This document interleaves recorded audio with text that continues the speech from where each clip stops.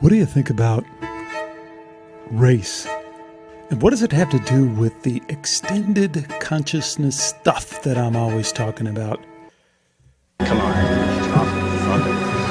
Oh, hey, hang on. Chris, I want to introduce you to some friends. This is David and Marcia Wincott, Ronald and Celia Jeffries, Hiroki Tanaka, and Jessica and Friedrich Waldman. Too many names to remember, but hi. Do you find being African American has more advantage or disadvantage in the modern world? Whoa. It's a tough one. Yeah, I don't know, man. Hey! Yo, my man. They were asking me about the African-American experience. Maybe you could take this one. Sorry, man. Okay. Get out! Yo! Yeah! Yo! Chill, man. Get out! Chill! Chill, man! Chill! That's a clip from the 2017 Oscar-nominated movie Get Out. It is a movie that approaches some of these topics of race, genetics, bloodlines in a rather new and novel way. But from my perspective, from the Skeptico perspective of consciousness and extended consciousness, it just sounds like bullshit.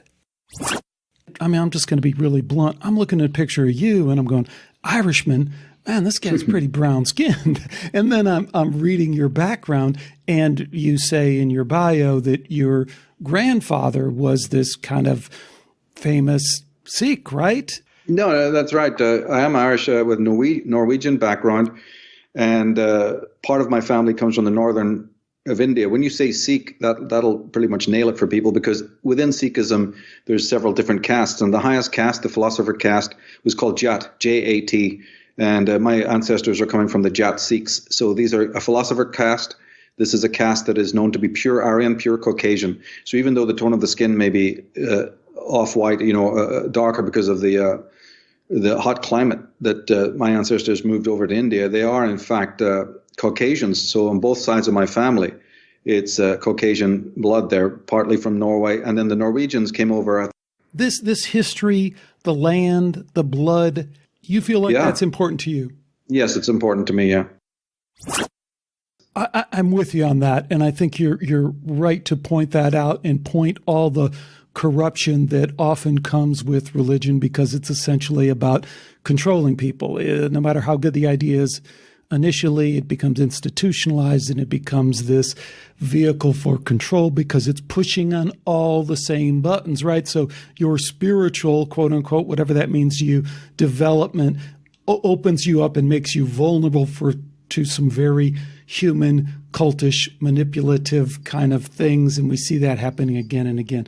But let me slow down, because sometimes we get into talking inside baseball and people aren't following. And let me tell you a little bit about my journey with Skeptico, because when I approached these topics for myself, I was relying on science, as you alluded to. I thought there were problems with the way that this fake dogmatic materialism was being applied, but I liked the method. So one of the first questions I came to was this question of consciousness. And then when you get into consciousness, quickly the fundamental question becomes, what is the nature of consciousness? Is it brain-based or is it not?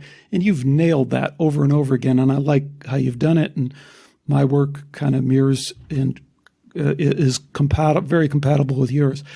But then, I take this question of the survival of consciousness, which is really the fundamental question for completely blowing apart the scientific materialism, you are a biological robot mean.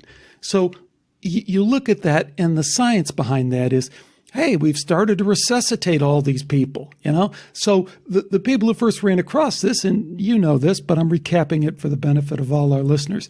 You had heart surgeons, and the guy has a heart attack, and they resuscitate him, and the guy goes in to talk to him the next day, and he goes, hey, doc, I heard what you said while I was under.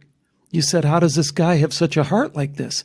And the doctor turns white as a sheep. He goes, How the hell did you know I said that? You were dead when you knew you had no heartbeat. I was there. Your heart was open. He goes, well, I was above and I looked down and I saw what was happening. So you got that as a point, this now 200 peer-reviewed papers of near-death experience. But if you go between lives, you take, Michael Newton is a hypnotherapist, and anyone who doesn't believe in hypnotherapy needs to just do a little bit of research. But he's regressing people so he can find out why they're afraid of spiders or why they are afraid of heights or whatever. He's regressing people, and all of a sudden, this person says, I'm on a battlefield in Ireland or wherever the hell it is, and I'm holding a sword and a shield. He spontaneously brings these people back to prior lives, right? So then he applies that and does a bunch of research on that, and it's good research. You got the guys at University of Virginia, which I alluded to. They're doing real research on reincarnation, and it's, in some ways, it's not that hard to do. You go find all these points of memory that these young kids, 3 and 4 years old, have that it would be impossible for them to know. My whole point in that whole thing, and I appreciate you listening, is that there's all this scientific evidence that suggests that the life that we have is one of many lives that our consciousness occupies during this existence that it has. And I'm kind of being careful with the words because it does get into this very spiritual sounding, dogmatic kind of stuff. But at the very least, consciousness survives after bodily death, and consciousness seems to occupy many different life forms during its existence. Isn't that fundamental to some of these questions that we're talking about in terms of who we really are? Yes, it is. And see, my whole coming at the same topics that you're talking about is to analyze the credibility of the types who deny everything you're saying. In this interview I have coming up with Michael Tsarion, we talk about a lot more than race. And I want to say again, I say it many times in the interview, I'm really glad that there are people out there like Michael who are willing to push some of these buttons, and most importantly, are not afraid to get on a show like this and hash out things so that people can get maybe some different perspective on these points. And as you'll hear, there are a lot of things that Michael and I see eye to eye on. Race doesn't happen to be one of them, but hey, that's okay.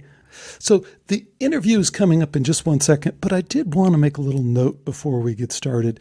I realized as I was recording this, I talk about Skeptico as if there's a Skeptico perspective somewhere out there in the universe, or that I've defined. And, I've always wanted it to be that way. I've always wanted this show to generate a community of like-minded people who are interested in skeptically analyzing everything in a real, genuinely skeptical way that incorporates in a deeply spiritual perspective as well, because I think ultimately that's where we wind up. So this is a call out to anyone who's thought about getting involved in Skeptico in a deeper way. I have a number of projects that I'd love to do that I never get around to doing, that I don't have time to doing, and quite frankly, I don't have the talent to do. So if you're out there and you're a good writer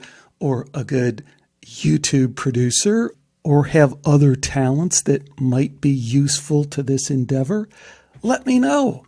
I even have a little bit of money to throw at it as well. So if that can help you out, maybe we can do some things together.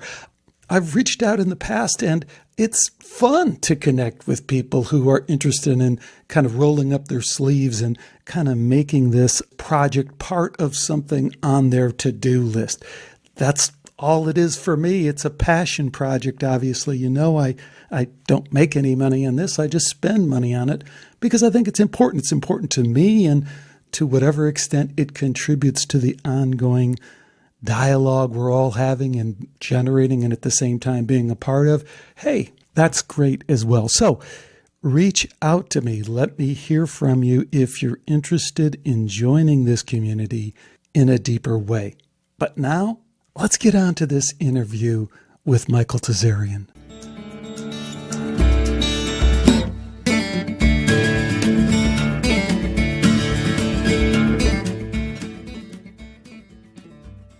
Today we welcome Michael Tsarion to Skeptico. Michael is an Irish-born writer, speaker, and a podcaster. He has an excellent podcast called Unslaved that we're going to talk about. We're going to talk about many of his books as well, and about this film he's working on. So we can actually add filmmaker to that list.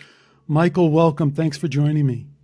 Thanks, Alex. It's lovely to be on. I really enjoyed our conversation on Unslaved. It was one of the most electric we've enjoyed on that show. So again, great. I was looking forward to being on the show to talk with you again, and again to just celebrate your great book. Why Science is Wrong About Almost Everything. I've read it from cover to cover and love every single page in it. It's a marvelous work. Well, that's super nice of you to say, but as I was just commenting, without getting too much into the love fest, I keep running across your thing and I run across these little nuggets, and then I'm like, wow, that's so cool. And then I'm kind of still a skeptical guy. I'm always, looking over my shoulder and saying, hey, where is this guy going off the rails? What's he going to lay on me here and there? And we don't see eye to eye on everything, but I'm always amazed at some of the similarities, really, that we have in kind of approaching some of this work. So let's start out. Tell people a little bit about, you've written a number of books. We're going to talk about several of them during the show as they pop up. There's this most recent one that's really going to strike a chord, maybe a discord with some folks. Your most recent one, Dragon Mother, maybe we can talk about that. Path of the Fool, we can talk about that.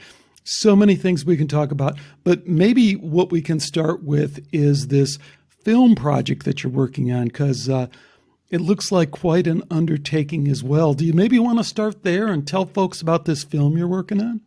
Sure, why not? It's based on a long series of work that I've done on the Irish origins of civilization.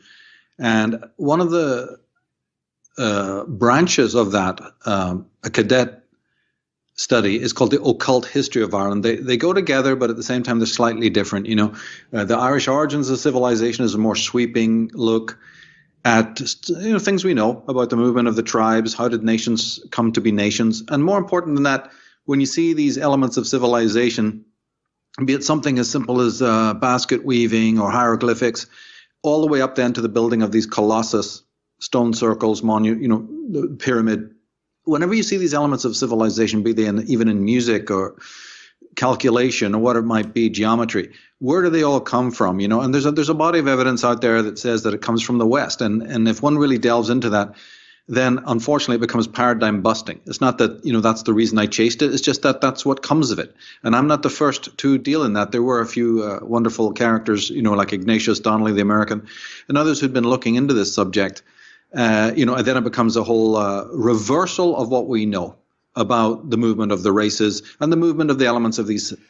Can I jump in there? Can I jump in there for a minute? I want to deconstruct some of the things you're saying. There's so many points to hit on. And one of the things that I love that you bring to the table is like race. You just mentioned race about 5 times. And I got to say, I was listening to some of your work and I'm like, ooh, I'm cringing every time you say race. Boom, I'm cringing every time you say race. Because there's so many topics right now that are so hot in terms of race and white guilt and Anglo-Saxon pride. And then I heard, at some point, one of these interviews you did, and you're basically saying, well, race, of course, is not bullshit, but it's kind of not the end answer too. And you're saying that it's another way that we've been manipulated into thinking we're separate, we're different, we can kind of feel superior or inferior, which is really the same thing twisted around. And then I love you have this little thing of like, you throw out just this little nugget about Malcolm X and MLK, that, these two famous civil rights race leaders, race changers in the United States. And you go, well, look at those guys. As soon as they really got into the study of race and got through their anger and frustration with all the problems with race, they realized, hey, this is a game, man. We're no different than the quote unquote white guys we oppose, we're both being oppressed and manipulated in different ways. So before we leave the topic of race, do you want to maybe address some of that and what you mean when you say race? Well, I've always thought that race was important. That's why it ties into my work on the Irish. But remember, some of the other people that you're mentioning in the movement who are talking about race, they're talking absolute nonsense. So I'd never like to be categorized with them. Even though they do talk about race, I haven't seen any who talk about it legitimately. So I would be opposed to them at that point. And then your other point that you just made is indeed, I agree with that. And that is that although the oligarchy and the plutocracy certainly manipulate, they have an agenda, a Marxist agenda to divide the races, to focus on the discommonalities, if I can use that word. And of course, I'm against that as well. But that doesn't mean that there isn't a proper academic, anthropological and archaeological, whatever you want to call it, subject of race. And exactly there is in legitimate circumstances when you study, say, DNA or race memory and these things. There's a legitimate study of those things, and that's what I look at. And it doesn't focus on the differences between races. It actually focuses actually on the commonalities. You're right. As soon as you say the word, it's one of these talismanic words that immediately gets a knee-jerk reaction. But when you deeply get into the question of race, and I mean deeply on the level of, say, a Gerald Massey, one of my great heroes, you actually are starting to look at the commonalities between race. So far from being something that's there to divide, the real story of race, or the Arya, as I would have called the Western race, now you're looking at their kindredness and how instead of being presented as invaders, whether it was in the past or in more recent times, no, the real story of the races is that the Arya from the West were visitors, and they were migrants, and they were welcome brethren to the nations of the East, be they in the guise of the Goths or the Phoenicians or whatever. So you're looking at commonalities as opposed to differences. But of course, we have an oligarchy today, very much motivated by what could loosely be called a sort of a Marxist socialist agenda. And they will bring up the question of race, and they will have their agents out there speaking about race. And they will have these extremist types who are definitely focusing on the differences and the conflicts. And of course, well, we've just got to realize that that's part of the orchestration of chaos, in order to get everybody in a complete tizzy. Let me push that a little bit further, because it's kind of a hot button issue for me personally. I've never shared this on the show, but I have 4 kids. 3 of them are adopted. Their racial background is completely different than mine. And yet I believe on a deeper spiritual level that there's this connection that was meant to be. I always remember the story of Raymond Moody, the famous near-death experience guy, I guess, who really started the whole movement of studying consciousness beyond death. And he's also the father of an adopted child. And he remembers his son, when the son was very young, 4 years old, talking about a between-life memory where the son said, I saw you and mommy on the beach, and I decided that I was supposed to come join your family. So take that as a little nugget, a little story. Take the work of course, the reincarnation work, Ian Stevenson, now James Tucker at University of Virginia, all this thing about past lives, between lives, and this whole idea of race, to me, just I don't know. It just loses all of its kind of meaning and significance in terms of what it means on an not intergenerational, but a between lives, an extended consciousness kind of perspective, which I know you're very much into. So how tightly are you holding on to the idea of race? Because I think it kind of slips through our fingers if we try and hold it too closely.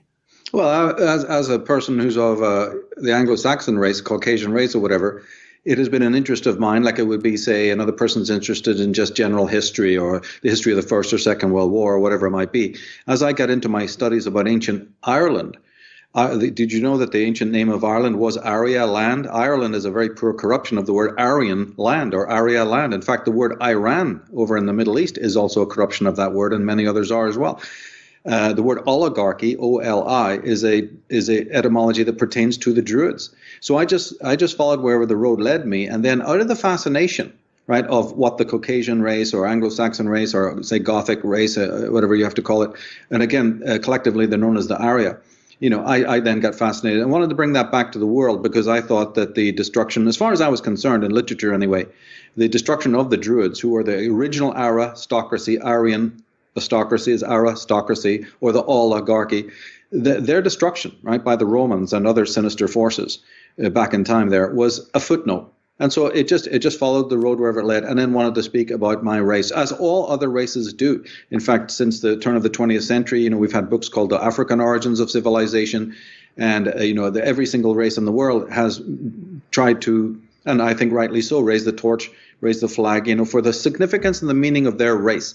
So, but to answer your question, what I really try to do is bring back the questions of race, and I want to do it in a healthy, holistic, non-confrontational way, so that we can also then bring to the table what the Caucasian race has brought to civilization. It's a very, a great deal has been brought. So it's about bringing that question out of the mud that has been thrown in by these oligarchs, and sort of bring it back to the conversation and the narrative, but mostly just, again, out of fascination for myself, to talk about that this race was universal. And if you don't like the word race, if it does create a knee-jerk reaction in people, then you see it's equally good to use the word caste, Alex, because really, if you really get into it, the Arya, right, the Aryan, the word Aryan can be shrunk to Arya. The Arya really is a caste. And when you get into that, then it means that a man from Africa, a man from China, a man from northern India, southern India, wherever you might want to go, can be a member of the Arya caste, regardless of their actual race and nationality. And of course, I make that very clear in the books and films and presentations that I do, just to also, tone down the idea that we're talking in some sort of, because remember, if you talk about the Aryans and you talk about race in the same sentence, you're often thought of, we would automatically think, that I was in favor of some sort of Nazi ideology, and nothing could be further from the truth. I despise the Nazi ideology and know it for the kind of socialist Marxism that it really, really was. And how they co-opted these terms and co-opted these names is one of the most scurrilous things in history, because they demonized then a legitimate study. But I'm trying to bring that study back as one of my interests, and have so many people all over the world have been, illumined by that, and I've had a great response to that. And that's why we thought I'd do it, maybe taking it further and doing the film. It's just one thing I'm involved in, but yeah, there's a potential, if it gets funded correctly, then, we'll move forward on that project. But I've got a great website that people can visit, the Irish Origins of Civilization. And as I said, the sort of a cadet of that is the occult history of Ireland. Got an article on my website and several presentations on that. And then people can see what I'm talking about and see that it's a very, very legitimate thing that has so many tentacles, so many interesting, things that it goes into involving the ancient past. Well, I commend you for, diving into it the way you are, and you're bringing a lot to it. It looks like it's extremely well done, well produced, all that stuff, which is key, I think, nowadays to getting the message out. But I want to drill into this a little bit more, because it's cool to meet someone like I've met you, and to dig into your ideas, but you never really get to know the person, So I'm looking at, I'm just going to be really blunt. I'm looking at a picture of you and I'm going, Irishman, man, this guy's pretty brown skinned. And then I'm reading your background, and you say in your bio that your grandfather was this kind of famous Sikh, right? And so what is, if you don't mind, what is your ethnic background, and how does that factor into that? 'Cause, I think it's cool if I understand it right, but I'm not sure I totally have it. No, that's right. I am Irish with Norwegian background, and part of my family comes from the northern of India. When you say Sikh, that'll pretty much nail it for people, because within Sikhism, there's several different castes, and the highest caste, the philosopher caste, was called Jat, J-A-T, and my ancestors are coming from the Jat Sikhs. So these are a philosopher caste. This is a caste that is known to be pure Aryan, pure Caucasian. So even though the tone of the skin may be off-white, darker because of the hot climate that my ancestors moved over to India, they are in fact Caucasians. So on both sides of my family, it's Caucasian blood there, partly from Norway, and then the Norwegians came over. I think they came over in the 13th century to England. You see, and then some branch of that family from Staffordshire, if I'm not mistaken, I think it was Staffordshire, they had a coat of arms, and then somebody from that family, we're not sure yet if it was male or female, crossed over in Southern Ireland, probably way down, near Dublin or Cork, and came into Ireland and moved up to the north of Ireland and started a family line there. So, and then one branch of the family, the more Viking, they were displaced and lost their fortunes, lost their lands around the 17th century. And that's common for many, many families. There was tremendous changes there. So when people are doing genealogy and bloodlines, they'll find out that the 17th century was particularly disruptive to many families, even much more noble families and even ordinary families and whatever. But then the Irish, as I said, picks up where some ancestor came over in the 1700s to Ireland, made their way up to the north. And this is important to you. Yeah. This history, the land, the blood, you feel like that's important to you? Yes, it's important to me, yeah. In a Michael kind of way, or do you think it's important in general? Because I've had this conversation with a bunch of folks, and the Druid woman, Emma Restel Orr, I think I interviewed a while ago.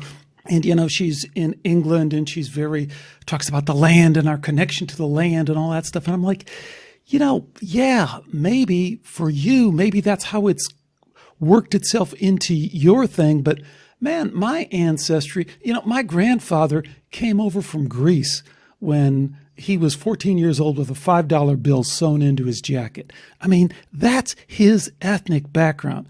I never had any connection to Greece. I always thought it was crazy. I went to this Greek church in Chicago, and they're speaking Greek, and I didn't speak Greek, and it never had any significance to me. I've never had any interest in going back to Greece. I'm here in Southern California, and I feel more at home than I ever have. And like I said, I'm surrounded by a family that has all this different racial background. I think it's real for me. The connection I have in this family, in this life, is real, not just on the way that I feel, but I believe that the science of extended consciousness has shown me that it's real on a much deeper level, and that this is how I was supposed to form together. I don't have any connection to land. I don't have any connection to blood.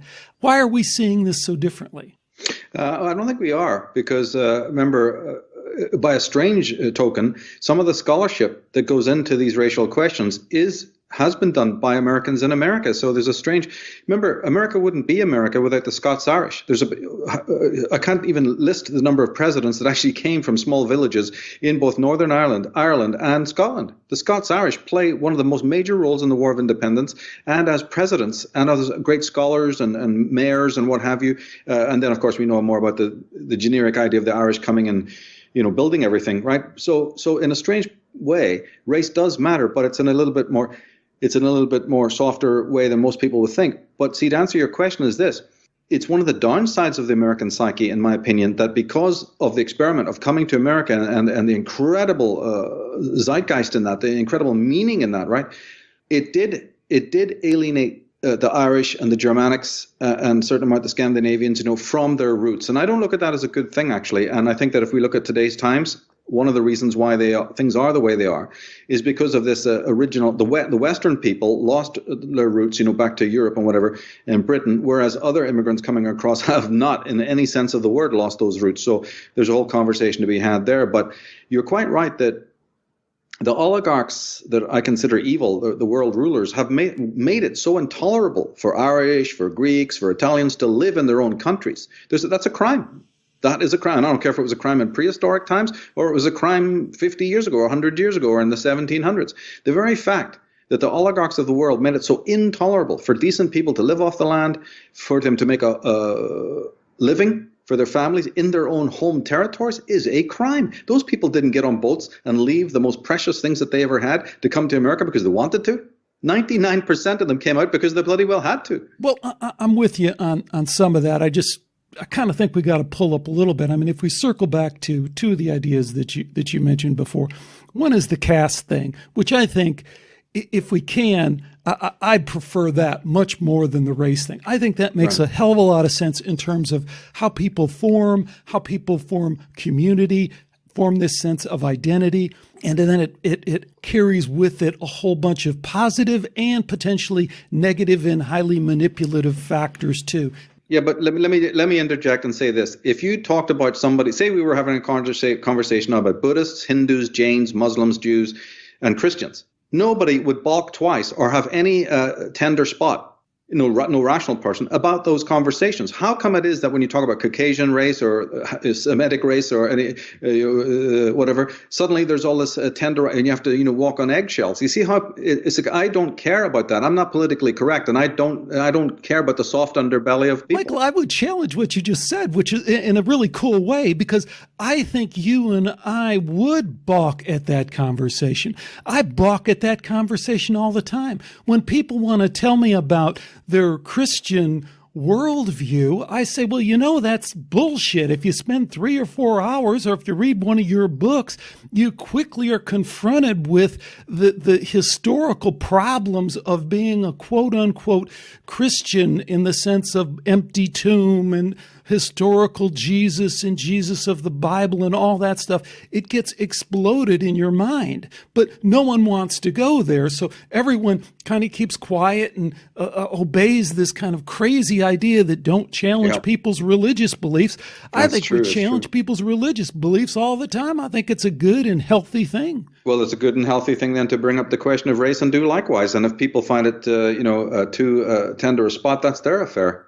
I agree with that. So then let me hone in our kind of point of difference, because I haven't heard, and I really don't know what your opinion is on this. So it'll be interesting. This is fascinating because I like and respect your work a lot. So whatever comes of it is great and fine. We don't have to agree. And I think you're of the same mind. What about reincarnation? Like I said, do you believe in reincarnation as a reality of, consciousness doesn't end when we die? It somehow goes on. Maybe it's this whole idea of reincarnation might not be linear in the way we think it is, in terms of one life after another. Maybe they're simultaneous. There's all sorts of ideas out there. But in general, what do you make of that extended consciousness after death and before death? For me, it's a constant ebb and flow, and it's a constant back and forth with that. I believe that under all of the priest lip, because mostly our theories of karma and reincarnation are just concoctions of priests, be it in the East or be it their version in the West. But I do believe that if you scrape off all of that nonsense, right, and that's based in a lot of lies and based in a lot of placation of the ego, and it's based in a lot of sort of false metaphysics. But but I'll meet you halfway, that if you scrape a lot of that superficial, marzipan off, and get right down to the true metaphysics, then I'm more able to see that it's more likely to believe in an afterlife than it is not to, right? Because that brings us to the whole the whole mind-brain interface. When we forget about the religious intonations and start talking in just pure scientific terms, I think the science is in now that actually speaks of, what you're calling reincarnation. I would prefer to call it transmigration, in some sense that it doesn't mean that you just reincarnate in the way that's presented in the East, based on things like karma and whatever. That's, to me, the concoctions of post-Vedic priest-archies, which are some of the foulest creatures that ever walked the earth. But the thing is that behind all of that is a pre-Vedic Gnostic teaching, right? If you can use that troublesome word. And again, when I use it, I don't even mean Gnosticism as we think of it today. Gnosticism, when I speak of it, I mean just the core of something, the core wisdom that is still contained within a teaching, in that sense. It's probably not even a really good word to use. But again, getting back to what I was saying, the pre-Vedic philosophy definitely understands that there is no death, Alex, that when observing a plant or observing the seasonal cycle, observing the life form of any animal, and even the light, the coming and going of light, the pre-Vedic consciousness didn't see that there's anything as death in that sense, and that death is only the gateway to new life. So at this point then, and as I said, if we scroll forward to today, then we have some very interesting science now that shows that obviously, to cut a long story short here, that the organism that we call the universe is a totality and it never perishes. It didn't have a beginning. The Big Bang is one of the foulest, and yeah, I love your work for showing the chicanery that is involved in science. I mean, I'm a believer in science, and I know you're a believer in science. We need science, but we don't need science in the hand of a bunch of ideologists where they're hanging up this scaffolding on something that's rotten behind it. But that just because we critique science, you and I, it doesn't mean by any means that we're debunking the necessity of science. It's just that the scientism behind it is foul.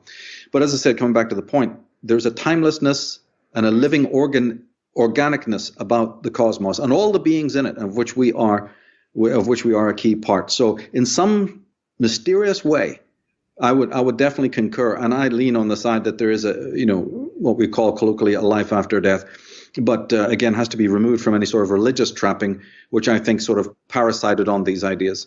I'm with you on that, and I think you're right to point that out and point all the corruption that often comes with religion, because it's essentially about controlling people. No matter how good the idea is initially, it becomes institutionalized and it becomes this vehicle for control because it's pushing on all the same buttons, right? So your spiritual, quote unquote, whatever that means to you, development opens you up and makes you vulnerable to some very human, cultish, manipulative kind of things. And we see that happening again and again. But let me slow down, because sometimes we get into talking inside baseball and people aren't following. And let me tell you a little bit about my journey with Skeptico, because when I approached these topics for myself, I was relying on science, as you alluded to. I thought there were problems with the way that this fake dogmatic materialism was being applied, but I liked the method. So one of the first questions I came to was this question of consciousness. And then when you get into consciousness, quickly the fundamental question becomes, what is the nature of consciousness? Is it brain-based or is it not? And you've nailed that over and over again, and I like how you've done it. And my work kind of mirrors and is very compatible with yours. But then, I take this question of the survival of consciousness, which is really the fundamental question for completely blowing apart the scientific materialism, you are a biological robot mean. So you look at that, and the science behind that is, hey, we've started to resuscitate all these people, So the people who first ran across this, and you know this, but I'm recapping it for the benefit of all our listeners. You had heart surgeons, and the guy has a heart attack, and they resuscitate him, and the guy goes in to talk to him the next day, and he goes, hey, doc, I heard what you said while I was under. You said, how does this guy have such a heart like this? And the doctor turns white as a sheep. He goes, how the hell did you know I said that? You were dead when you knew you had no heartbeat. I was there. Your heart was open. He goes, well, I was above, and I looked down, and I saw what was happening. So you got that as a point, this now 200 peer-reviewed papers of near-death experience. But if you go between lives, you take, Michael Newton is a hypnotherapist, and anyone who doesn't believe in hypnotherapy needs to just do a little bit of research. But he's regressing people so he can find out why they're afraid of spiders or why they are afraid of heights or whatever.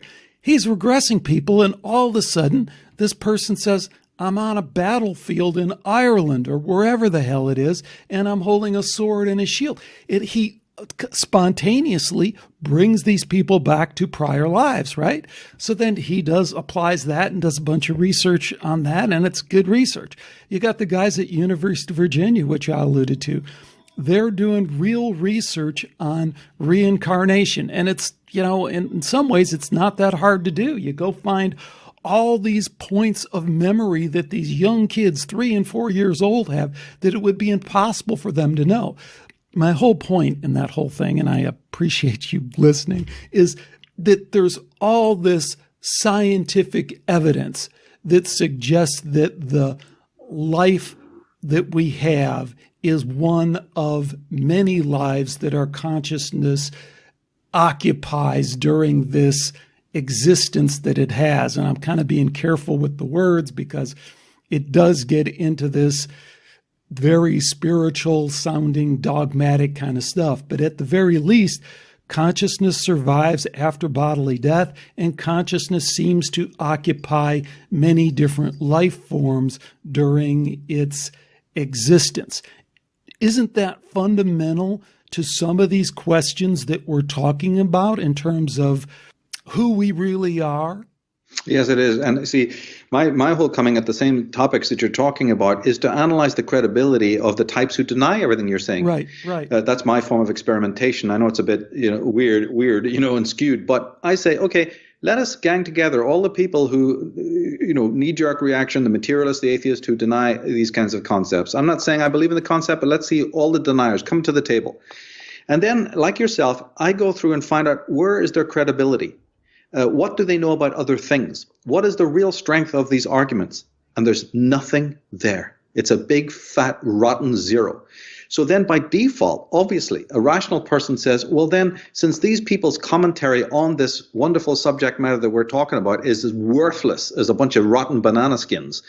And now in particular, you're talking about the materialist, the scientist, the atheist, the postmodernists, right? Yeah. Is there anyone else we want to lump in that category? Even some people who are on the religious side, because their belief in religion is so tawdry, so empty, and so psychologically base that you might as well lump them in with the ones who'd say there's no such thing as spirit. If your belief in spirit is so haywired, anxiety-ridden, and poorly thought out, in other words, matters of faith as opposed to matters of knowledge, then, they're not exactly as bad as the first group we talked about, but you might as well lump them in because they just muddy the waters as you try to express in truly philosophical terms and logical terms the existence of the spirit. These guys are going to get up with their own bullshit and muddy the water so much that actually the atheist has a sort of a half insider smile on his face going, when you guys finish, then you'll deal with us.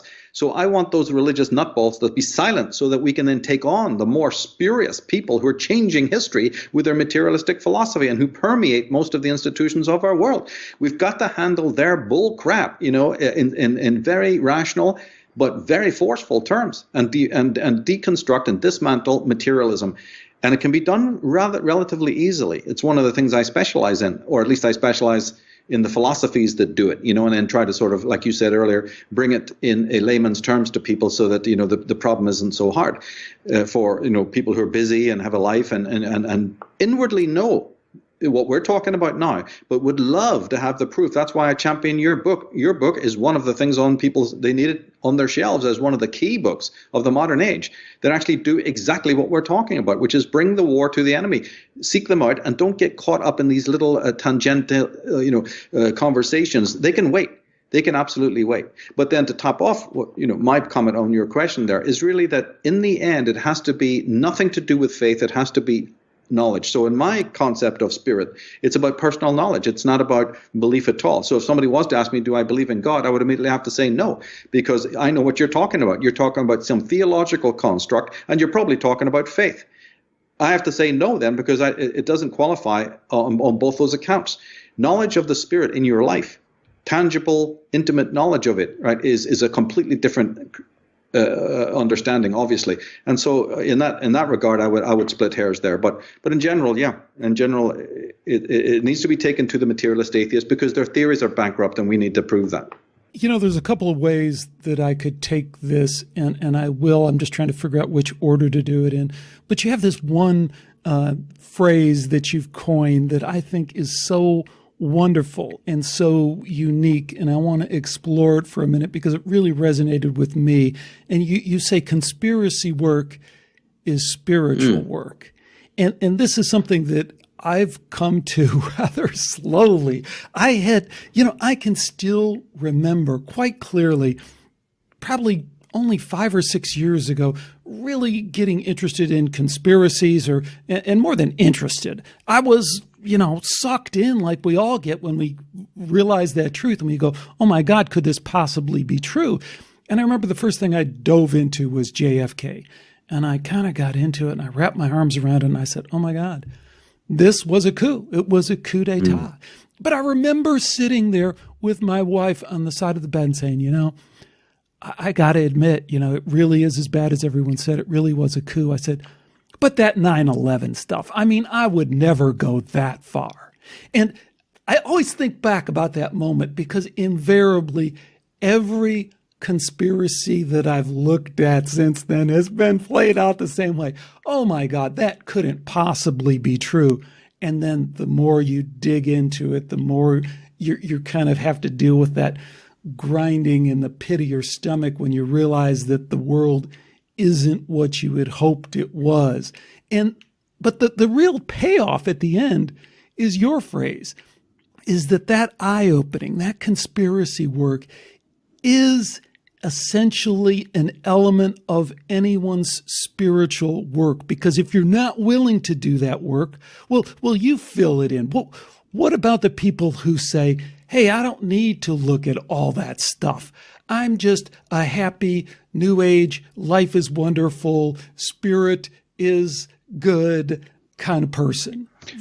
Talk to that, because you have some interesting things on it. Well, most of the world is exactly as you describe it. Those are the kind of people. So what has happened? Conspiracies come looking for them. This is why it's spiritual work, because we are here to uncover truth. And that is a different kind of process than most people come into the world thinking. And most people, by the time they've reached their 20s and 30s, have a false idea of what it means to learn something and to come to truth about something and to come to knowledge as opposed to faith and belief. The seeking of real knowledge is deconstructive. Once you have eliminated the impossible, whatever remains, no matter how improbable, must be the truth. It's a deconstructive, apophatic enterprise, and also paradigm, right? And because there is so much deception in our world, and only a complete idiot would deny that that's the case. Look at the medical profession. Look at all the abuses of scientism and all the rest of it. So we are surrounded by deception. And then we have the phenomena of self-deception within. So given that that is the case, the coming to truth, the coming to any kind of Archimedean point, which you can say, this is what I am, this is what I believe, and to do it on rational grounds, is a very complicated apophatic process that is not taught in our educational institutions. So it's worse than non-taught, right? You were taught that this is something that you don't want to engage in, right? Oh, yeah, you are. If you try to do as we're talking about, you will be penalized and you'll be given the D's as opposed to the A's. They want you conformist. They want you deeply conformist. Now, there's a lot of elements to this. There's both positive and negative sides. What we're talking about basically is the heightening of critical skills and judgmental skills, and our society certainly doesn't want that. They want you to know a lot of, they want you to believe a lot of things and have faith in a lot of things, but they don't really want you knowing, like going up to the canvas and smelling the paint. They don't want you doing that. They don't want you gaining a true perspective on life. So why it becomes holy work is just, one definition anyway, for this conversation's purposes, is that you've got to do it yourself. You have to when you realize that none of the institutions out there are going to help you, right, then it becomes something where the circle is shrunk now to your own, dimensions, where you're going to have to pick up the slack, you're going to have to spend the money on the books.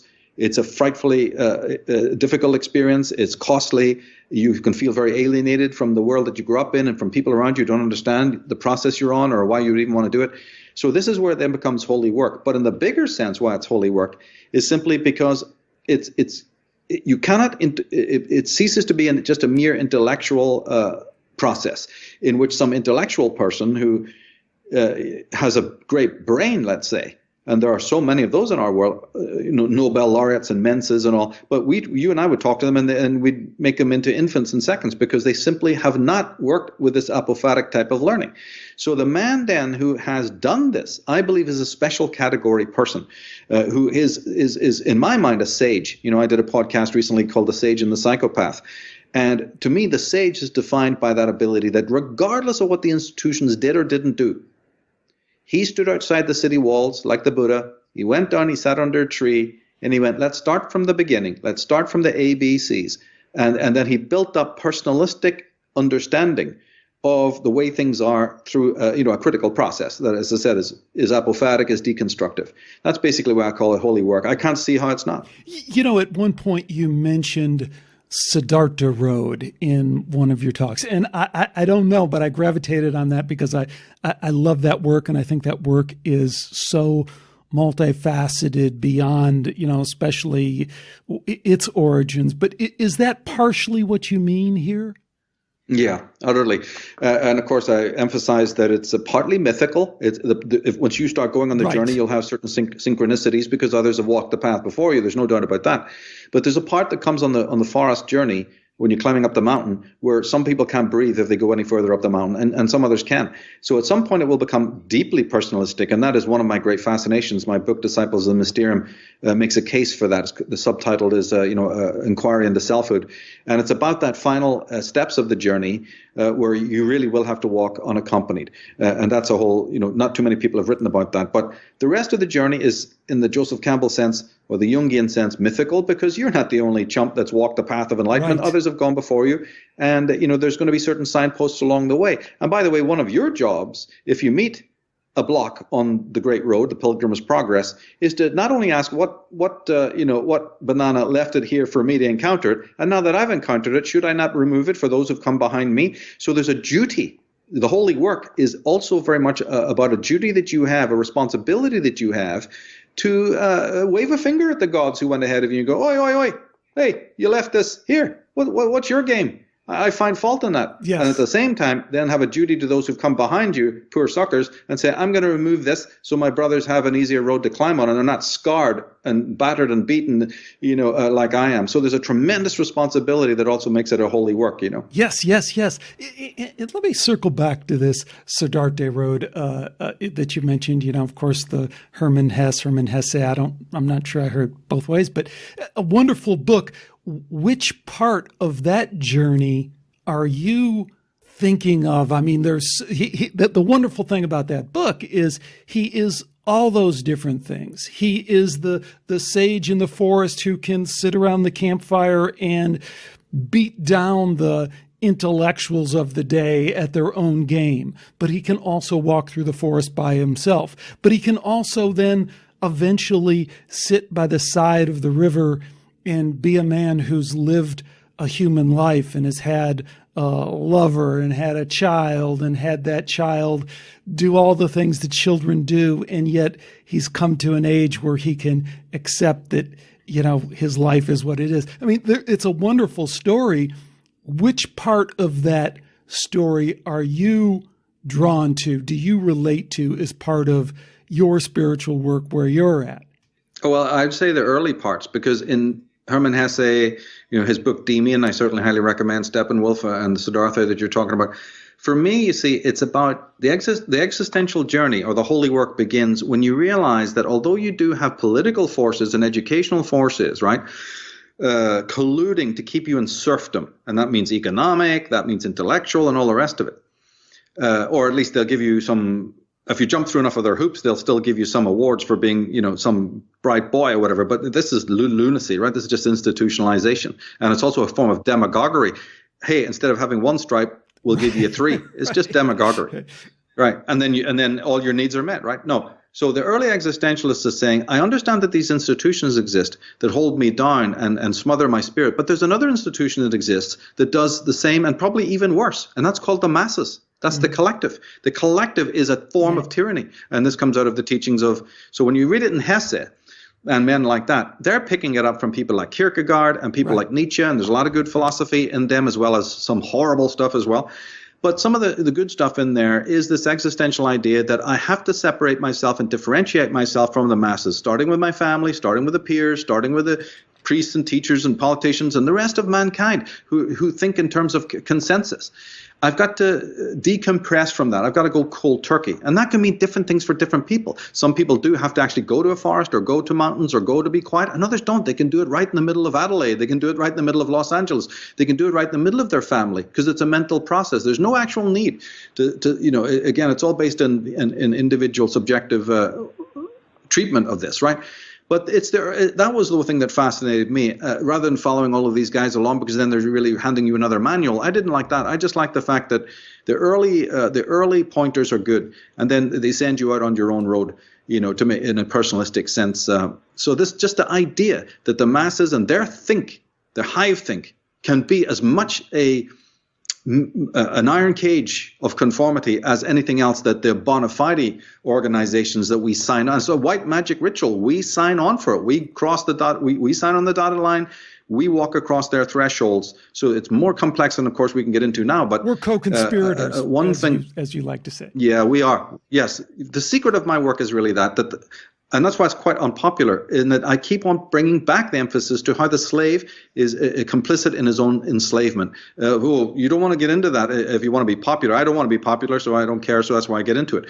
But it's certainly not popular.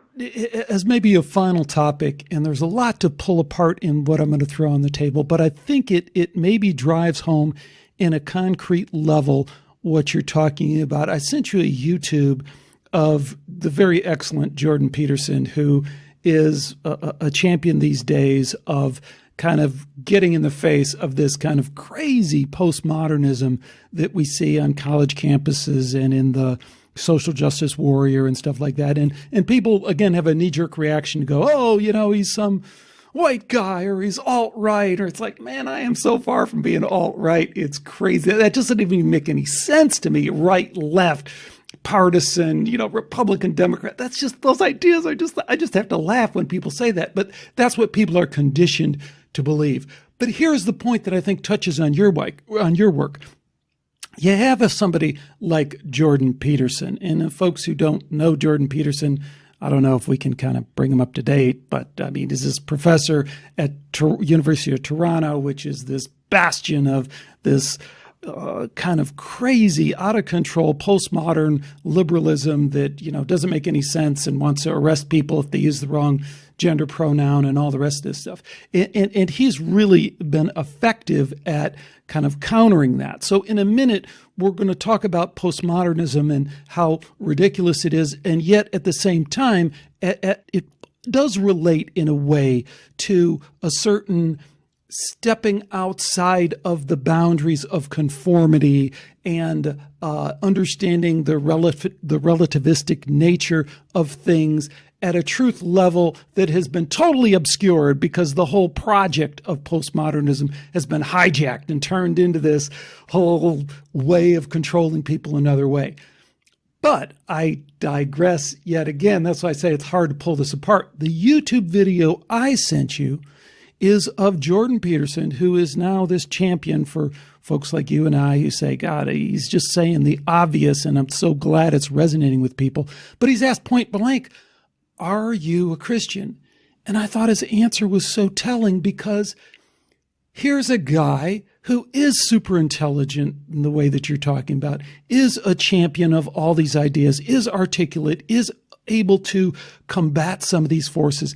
And yet he hasn't done an hour's worth of research into this religious system that he holds so dear. And he stumbles around with, well, yes, I'd have to say yes. And then the guy says, well, what about the empty tomb thing? And what about the historical? And he's like, well, I don't know.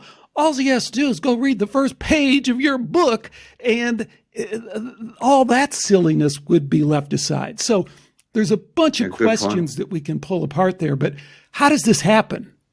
Well, he's mainstream. You give him 3 stars, but no more than that, because a person like me who's been into the depth of this alternative movement and the conspiracy movement for over 20 years now looks with favor on a guy like that. But he's not that articulate on certain areas, even of the subjects that he handles. Sometimes he's really good, and it's nice and fresh, and there's fresh new punches, from a man within the system like that. I always give stars to people from within the system because it's needed. We had Dr. Bruce Lipton on our Unslaved podcast recently. Same thing, 5 stars there for the work that he's bringing to bear. And Jordan Peterson, for me, gets 2 to 3 stars because he does deal with some stuff that is very, very important, and he lends new perspectives to that. And as I said, he gets another star because he's from the inside, and it's so needed. We so need people from the inside to be shaking up the rotten system. But at the same time, I've watched numerous of his programs in which his analysis or his comments on, an area of philosophy, I can't remember off the top of my head right now specifics, but it's been poor. It hasn't been up to scratch. And also we've invited him on the podcast, our podcast, several times, and he flat turns us down and won't come on. And then some of the reasons he gave us are completely spurious, because 2 weeks later we find him on a dozen other little knick-knack radio shows out there that are not as, prestigious or not as in depth as ours is, or as long term, so there's something there as well that's very peculiar, and of course it doesn't just go for him. We've invited several people on who just turn us down flat, saying they've got no time, they're writing a book, they'll talk to us later, and then 2 weeks later or even less you see them on a host of other little far less confrontational radio shows. I don't know. It's just a question mark there. But but that is. Let me jump in there and say, it is amazing how people do not will avoid at every turn any kind of even chance for disagreement of any type. Like I just said, we were able, when I was on Unslaved,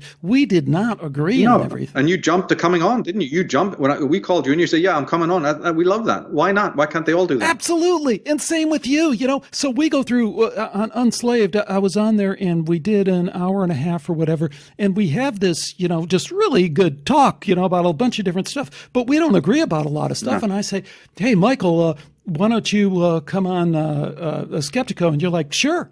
So you're not there worried that I'm going to hit you with some secret thing. You're like wide open. Oh, yeah. I don't understand how people cannot be that way. I'm like people who ask for questions in advance. Hell, I'll send you all the questions in advance. That's not the problem. The problem is, even if I dish them up to you in advance, you still can't handle answering them because you just don't want your beliefs challenged is what it really amounts to. No one wants. What do you call the guy when you walk into a fancy restaurant and you have to, is it the host or somebody who greets you first, the greeter? The maitre d'. Right. Yeah. He's a good maitre d' because there's great people beyond him. Colin Wilson, G. Edward Griffin. He's a good maitre d' for the one who's just come in to lick the window.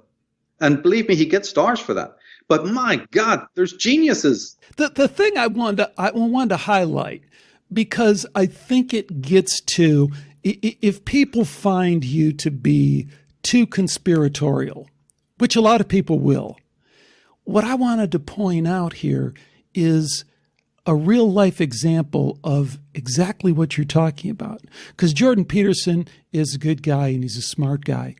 Why the hell hasn't he looked at his own religion? Why when that guy pushed him, and he didn't even push him, the guy just tosses out a question and says, well, are you a Christian? And he stumbles and then has to say, well, I guess I'd have to say yes. And then he just says, well, I don't know what to do with that because I can't believe you're really a Christian. Do you believe in, the empty tomb? And he goes through the rest of the stuff. How do you not have an answer for that? This is to your point precisely. How can you go through life, devote your life to an identity of being in this faith group and everything that goes with that, in this cultural identity, this caste, and it's a club and it's a caste, and not do the work so if you throw at him what you throw at him about Christianity, or if I throw at him about its Roman roots or whatever, why don't they have a spirited debate already resolved in their mind in order for them to continue to pursue that religion? But they don't. They don't want to talk about it. They don't want to come on your show and debate it. Why wouldn't they? It just is pure proof of a solid proof of what you're saying, I think. Oh, yeah. And we've had even atheists, top people, I won't mention any names, but some of the most senior people on YouTube who are into atheism, and we've begged them to come on time and time again so that we can have that conversation. And again, they won't do it. Oh, yeah. So as I said, I remember we talked about this a few minutes ago. The weakness is on their side. The bankruptcy is completely on their side. So when they do that, to me, it's just further proof that they're not standing in honor and standing in integrity.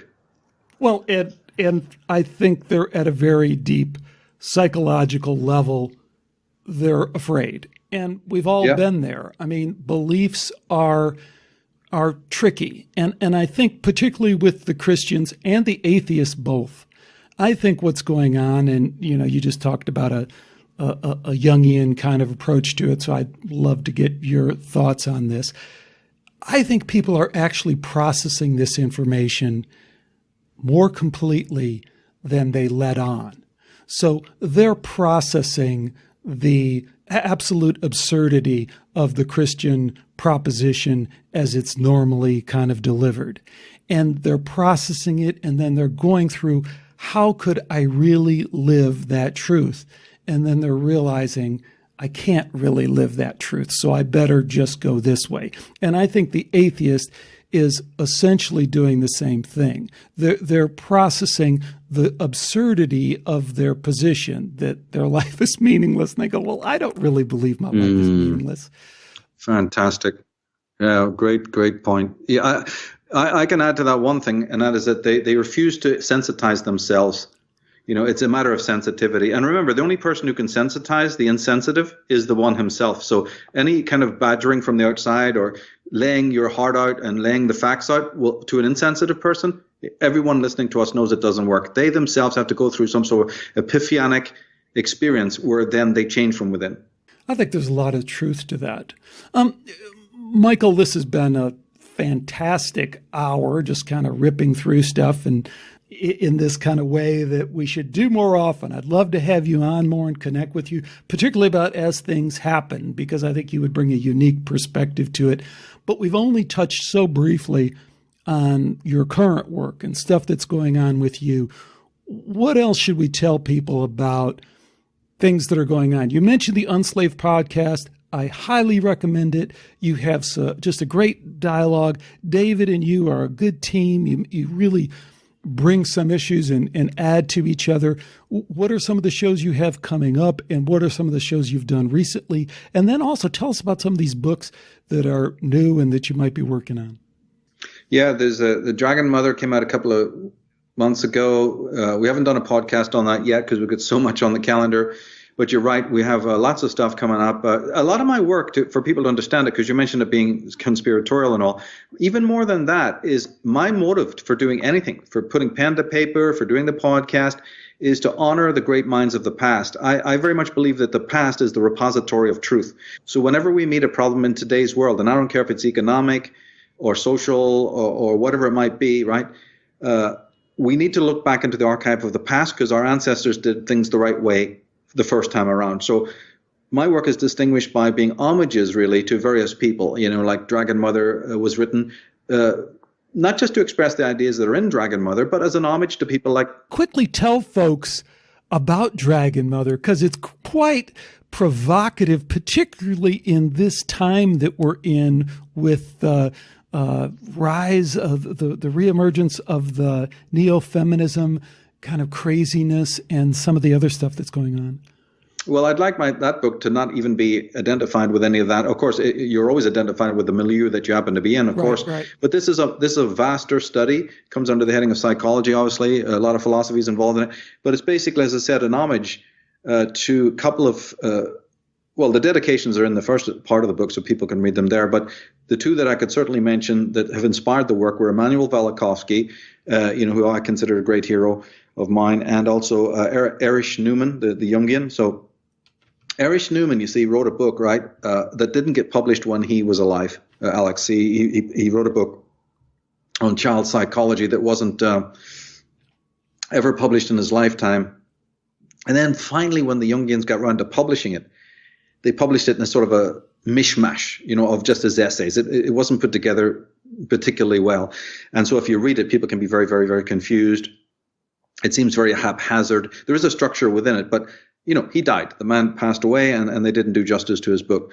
So the Dragon Mother was to pick up the story of the fetus, and here's the answer to your question, not as the fetus becomes, or the infant becomes conscious at the Oedipal stage, which can happen about 2.5, 3 years old and goes up to the latency period, about 6 and 7.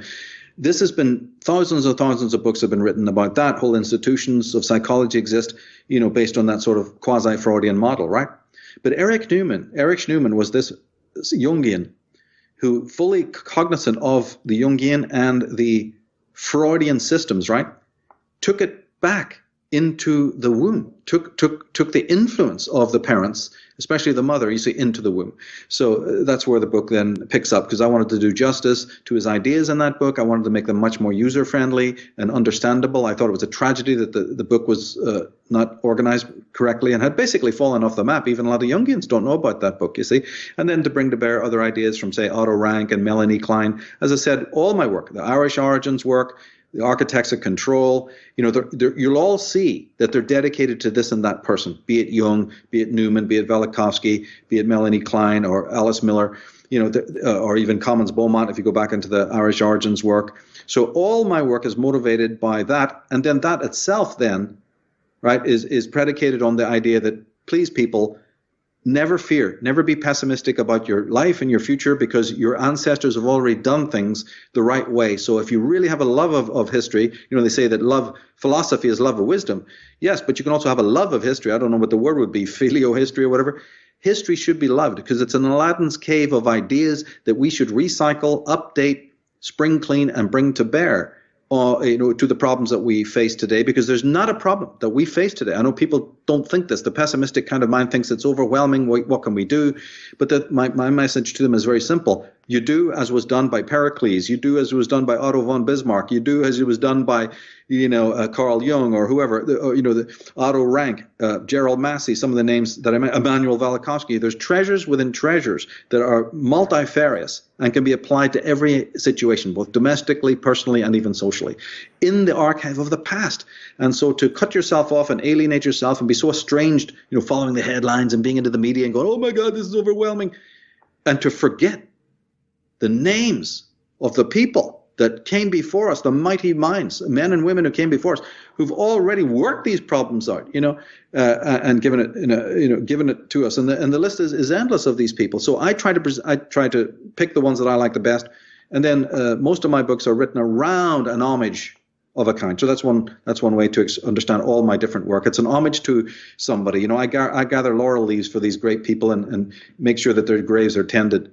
And that's basically my motive. And the wonderful thing about that, Michael, that I just know you appreciate, but the process of revisiting and reintroducing those ideas updates them by the very process. So it's not like you're looking backwards, because I haven't read all your books, but I've sampled them, and they are very contemporary. They are very relevant to what's going on, because in the process of looking, you are a modern thinker and a very well schooled in modern thought thinker. So the mere process of you looking back and doing that homage is not only reminding us of what's been done, but bringing it to relevancy in our current time. And that's what I felt like when I did dip into the latest book and the work. And I understand it isn't directly about feminism or the men's movement or, the craziness that is ensued there, or in gender issues and all that. But at the same time, it's so tuned into what's going on that no one can read it and not have an immediate sense that this is relevant to our times. I will say, though, that in one sense, because it is about women and their psychology, yes, it could be seen as a non-consciously. It will probably there is, because the focus has been so much on the malignancy of the male. Let's put it that way. And books have been written, and it's a legitimate subject, that women are concerned about. But that seems to have moved now top heavy. So maybe in a non-conscious way, there was an element of say, hey, wait a minute.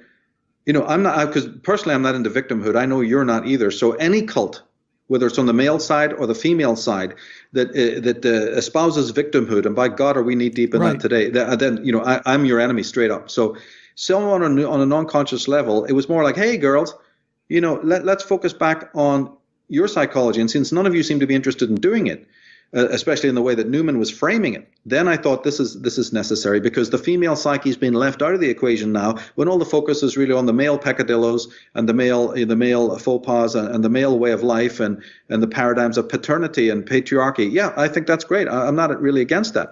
But at the same time, it must be balanced, right, with a look at what the female psyche is, because they're entwined, aren't they? They overlap. They cannot be thought of one without the other. Oh, well, the whole idea of a female psyche would be an offense to the modern kind of sensibility of the social justice warrior. There can be no such thing as a female psyche. That's where I'm saying, I mean, the whole framing of the book is controversial in that sense. And yet, as the more you dig into it and expose it, and from a historical perspective, I think it just exposes the craziness of that argument. Of course there's a female psyche. Of course we've dealt with it through history, and there's been all this great thinking about it. Why would we possibly deny that? Well, because we're living in a post-psychological, post-introspective world. And so the psyche plays no role. Psychology, right? The word psyche means soul. It's in psychiatry. It's in psychology. It's in psychoanalysis. Do you think any one of those three groups ever give a shit about the soul? No. They use the very word soul from the Latin psyche, and yet they're dealing with, I don't know what, the brain or behavior or whatever. The soul plays no role in anything today, let alone in the areas that you just mentioned, and rightly so. So I'm bringing my psychology is truly psychology. It is the psychology of the soul. And when a fetus, let's put it this way, when you're born and you're a girl and you're in the mother's womb, you better believe that her psychology is affecting you. And then it is affecting you on such an implicit level that as you move towards the masculine world, the solar world, this lunar consciousness is your basis, your roots. And it's not all positive. So the point, there are very great positives, and women groups have focused on the positive aspects of the maternal and the feminine psyche and the need to embody that again. But the trouble is with them is that they seem to be incapable of looking at also the negative sides of the female psyche. And believe me, both male psyche and female psyche have dark sides. And the dark side of the female psyche is a subject that is completely fallen off the shelf in all areas. Yeah, the books that focus on it, I mentioned on my website, there are that few that probably you'll only know about them by coming to my website, dragonmother.org, and checking it out. There are that few.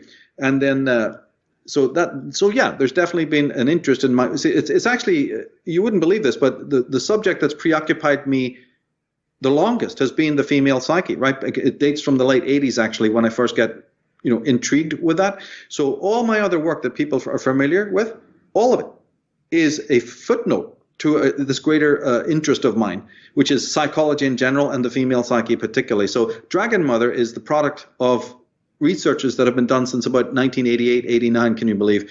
And then it was put into the Dragon Mother this year. So this year, you can imagine, has been a very big milestone for me and a feeling of great achievement, by finally putting my ideas into the book and into the website. And we will be doing podcasts on it down the line. You asked what we'll be doing in the future. Certainly that one will be coming up in the next couple of weeks or months.